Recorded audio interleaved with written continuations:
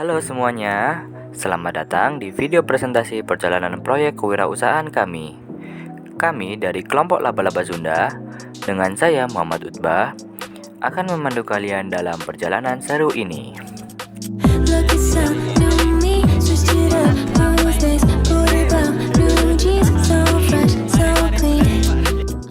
Tim kami terdiri dari 4 anggota, termasuk saya sendiri, dan 3 lainnya, yakni Muhammad Akmalul Jamal, Satria Haryo, dan Muhammad Fauzi. Dan inilah brand kebanggaan kami, Laba-Laba Sunda. Kami fokus pada produk es kuut segar dan cookies lezat aneka varian. Tujuan utama video ini adalah untuk berbagi cerita dan pengalaman kami dalam menjalankan proyek kewirausahaan ini, mulai dari ide awal, perencanaan, eksekusi, hingga evaluasi. Semoga bisa jadi inspirasi ya. Nah, bagaimana sih ide bisnis ini muncul? Awalnya, kami melihat peluang besar di lingkungan sekolah dan masyarakat sekitar. Banyak yang mencari jajanan enak, berkualitas, tapi harganya tetap terjangkau. Apalagi kami melihat adanya lonjakan permintaan untuk takjil saat bulan Ramadan dan potensi besar dari pemanfaatan media sosial untuk menjangkau pasar yang lebih luas. Mengapa kami memilih produk es kuut dan cookies? Untuk es kuut, kami melihat kesegarannya yang sangat cocok dengan cuaca kita. Bahannya mudah didapat dan proses pembuatannya relatif sederhana, namun bisa dimodifikasi agar menarik. Sedangkan soft cookies dan mini cookies ini adalah cemilan yang disukai banyak kalangan, bisa dikreasikan dengan berbagai varian dan punya potensi pasar yang bagus. Secara ringkas, tujuan usaha kami adalah untuk belajar berwirausaha secara nyata, menghasilkan produk yang berkualitas dan disukai konsumen, serta tentunya mendapatkan keuntungan. Target pasar kami utamanya adalah teman-teman pelajar, guru, dan masyarakat umum di sekitar lokasi penjualan kami, termasuk juga pengguna aktif media sosial. Untuk modal dan sumber daya, kami mengumpulkannya secara patungan dengan nominal Rp100.000 tiap anggota. Kami berusaha memaksimalkan anggaran yang ada dengan memilih bahan baku berkualitas namun tetap efisien. Sekarang, yuk kita intip sedikit proses produksinya. Untuk es kuut, bahan utamanya ada timun yang diparut, perasan jeruk nipis, sirup lemon, biji selasi, dan tentunya es batu. Semua bahan dicuci bersih, diracik, dicampur, lalu disajikan dingin di gelas cup. Satu resep bisa jadi sekitar 10 cup. Untuk soft cookies dan mini cookies, bahan dasarnya ada butter, gula pasir, gula molase, tepung terigu, dark chocolate chip, dan ragi kue.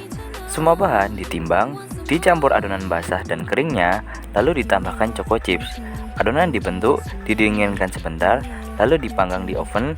Untuk soft cookies, satu adonan bisa jadi 15-16 biji, sedangkan mini cookies bisa sampai 112 biji. Tantangan awal pasti ada.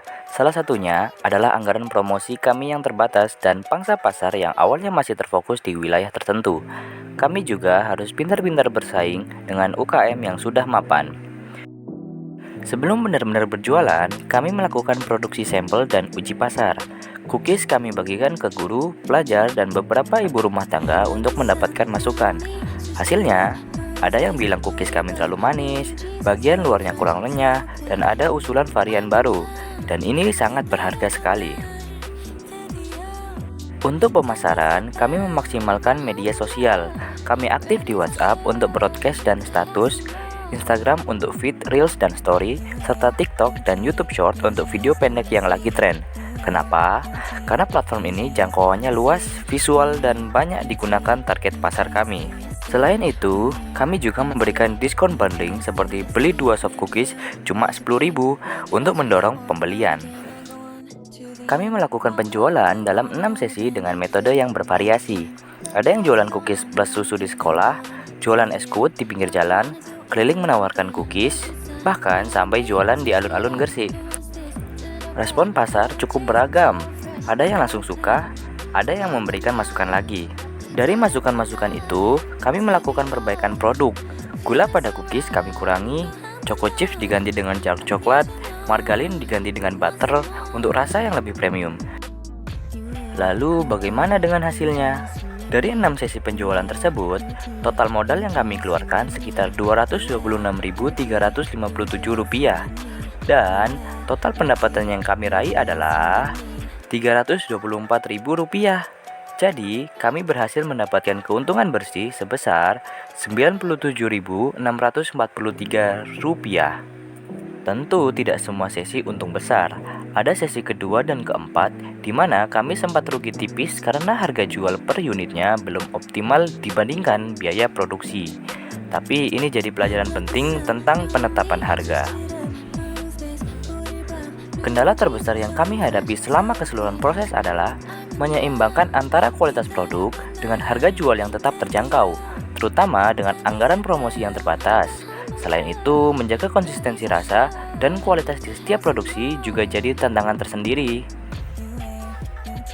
Nah, pelajaran paling berharga yang kami dapat banyak. Pertama, pentingnya riset pasar dan mendengarkan suara konsumen.